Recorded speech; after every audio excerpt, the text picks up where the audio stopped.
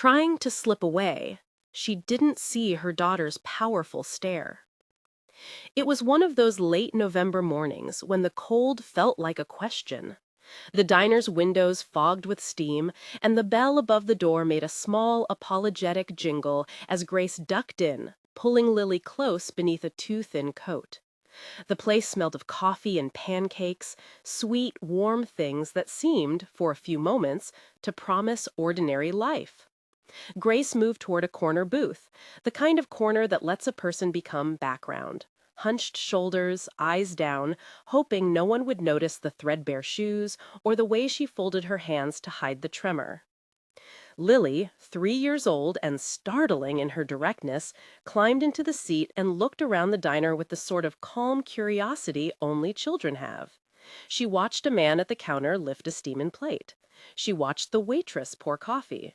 Then she fixed her gaze on the plate in front of the man at the window table. The plate of pancakes, butter softening into golden rivers, a precise drizzle of syrup. Her stare was not theatrical or pleading.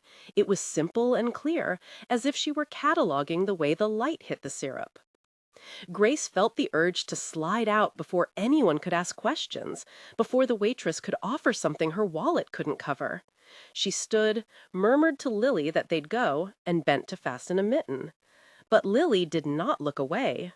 Her eyes, wide and serious, met the man at the window, and in that steady, small face was a question that didn't need words. "Do you see me?" If this kind of story matters to you, consider liking or subscribing. The man at the window was Daniel Hart. He wore a coat that had seen better winters, and had hands that knew how to hold tools and a cup of coffee both. He came to this diner the way someone returns to an old photograph, seeking a connection to ordinary days. A year had passed since Emma, his wife, died. He still carried her in the quiet rituals, the way he ordered her favorite pancakes because he couldn't not, the way he paused on a name. Grief had taught him to keep his head down. Mornings at the diner were a place to start small, to breathe through the ache. When Lily's eyes landed on his pancakes, something in him stilled. It wasn't pity that moved through him, but memory. Emma pressing 2 fingers into the batter to make a laugh, the exact way she let syrup collect like a small, sticky treasure. He glanced at Grace and saw the careful economy in her movements, the way she counted the coins in her purse like they were tiny, important things that determined safety. He saw her dignity tucked into the seams of worn clothes. He saw a tiredness that wasn't choice. He paid for his meal and waited until the waitress passed his table. When she came to clear plates, he tapped the stack and asked, quietly, that the bill for the other corner be covered. He did it so the waitress wouldn't have to ask questions. He did it so Grace could forget, if only for a single warm hour, that the world had edges sharp enough to cut a mother. Grace felt a hot pinch of something close to shame, and then, surprising herself, a relief that unclenched her chest. She didn't have to say thank you right away. The waitress set a coffee in front of Lily, and the tiny hands that had clung to the sleeve reached for the cup as if it was a small, steady sun. Grace watched her daughter breathe steam and syrup like it was medicine, and she let herself sit. Outside, the day had not forgiven the season. When Grace stepped back to the parking lot, her breath a small cloud, the old car that had been her shelter and her failing safety gave one mournful cough and nothing else. She tried again. The engine offered a wheeze that meant more than the loss of transportation. It meant a tightening of possibilities. She had been living between places, sitting in night shelters, working odd shifts, folding laundry at dawn, and the car had become the place Lily called bed. Now it sat mute and stubborn, and the morning felt a little colder. Daniel had been gathering his coat when he noticed the car. He walked over without thinking in terms of heroism. He only knew how to answer the small call between people. A hood that wouldn't stay closed, a battery that clicked, a hand that steadied a radiator cap. He knew how to kneel in the dirt and find a problem that could be fixed with patience and a bit of cash. He asked one question: "Can I take a look?"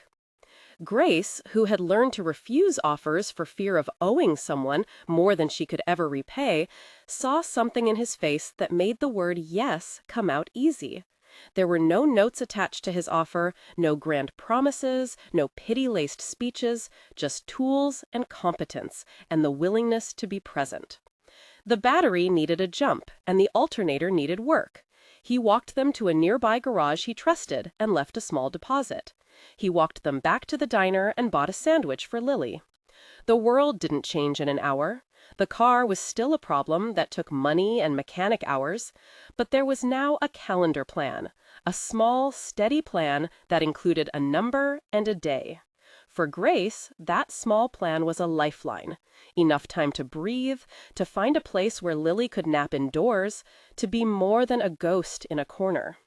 He didn't plan to become their savior, only to answer a small call.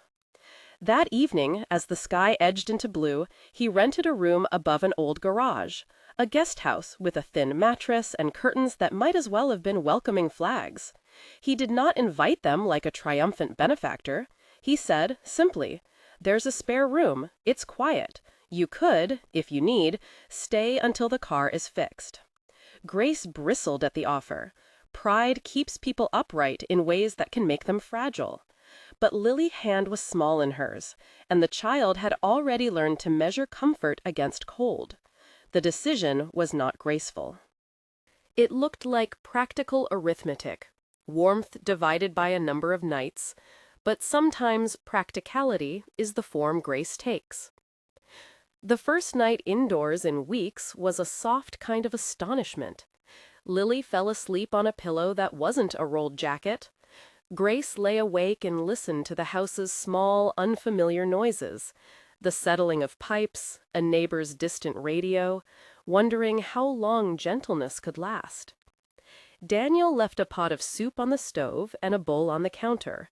He left a note that said, "No strings, no questions unless you want to answer them." Grace folded that paper and kept it in the pocket of a coat like a secret promise. They started with small things. Morning coffee shared in the guesthouse kitchen. Lily drawing with marker on a scrap of paper, the picture proudly taped to the fridge with a magnet. Daniel fixing a cabinet hinge while telling a story about a summer he'd spent learning to weld with his father.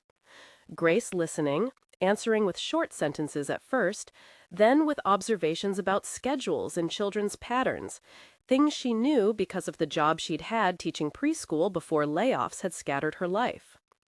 The neighbor who ran the local elementary school noticed her ease with the kids through a chance conversation at the bus stop and asked whether she might want to help with the after-school program, just a few hours a day. It wasn't a full-time job that paid extravagantly.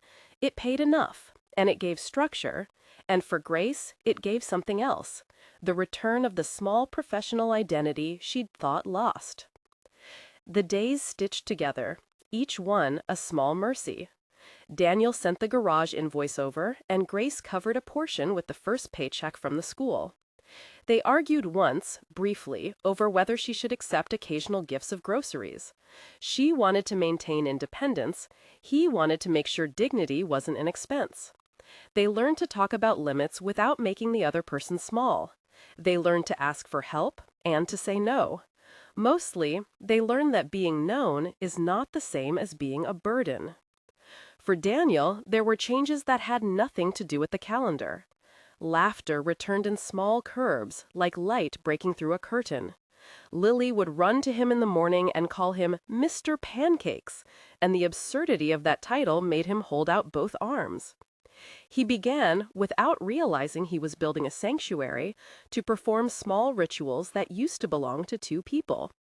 He stirred soup with a wooden spoon and found that the motion eased the raw ache inside him. He started keeping Emma's photograph on a shelf and smiling at it when he thought no one watched. He began to sleep through the night more often. Grace watched him the way a gardener watches the return of a plant, careful, hopeful, protective. She saw how he rearranged his life to make room for theirs. She saw him hand over a business card for a mechanic and later enroll in training to refresh his carpentry skills. She saw him cry once, quietly, not in the way of unmanageable grief, but as someone who had made peace with missing and could now hold both memory and newness. The neighbors, the bus driver, the waitress at the diner, they all noticed slow changes. Lily had a moldable confidence that softened the way people looked at her mother. The kitchen magnet gallery grew. A winter scarf that had been a hand-me-down finally felt like owning warmth. The years and seasons moved on in their steady, unhurried way. Small acts had accumulated into a life that was different, but not magically fixed. It was practical, complex, and real. Months later, on an evening when November had already loosened its hold on the town, they went back to the diner. It was the same corner, the same steam tracing the windows, but there was a different gravity about the table. Lily ran her small fingers through syrup like it was treasure she could deposit into a jar of tomorrow. Grace laughed in a way that sounded like someone rediscovering her own voice. Daniel watched them both and felt a fullness he hadn't allowed himself to name until this moment. Lily, who had always spoken with a blunt honesty, leaned across the table and announced, solemn and bright, "We're staying here forever." Her words landed like a child's prayer, simple, earnest, and utterly confident.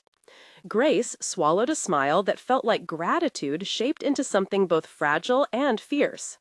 She looked at Daniel as if checking whether the world had shifted in the same way for him.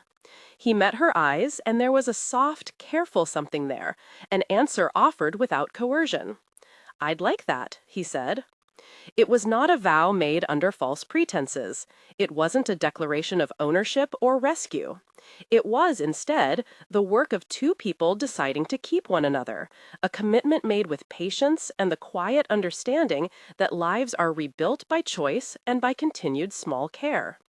They left the diner that night with the low hum of regular life around them. Lily clutched a toothpick flag from the pancake plate and marched like a tiny general toward home. The guest house light shone modestly, a domestic star in a place that had once felt like an emergency. Sometimes, when people asked how it all happened, Daniel would shrug and say something that sounded like humility and like truth, that he had been answered in a way he hadn't expected. He had prayed once, not in public, just a quiet plea for guidance.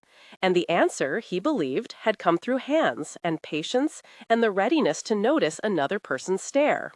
Sometimes, God doesn't answer prayers through miracles, He answers them through people. The sentence is not meant to reduce faith to neat mechanics. It is not a claim that kindness will always fix everything. Grace still had days when old fears crept in.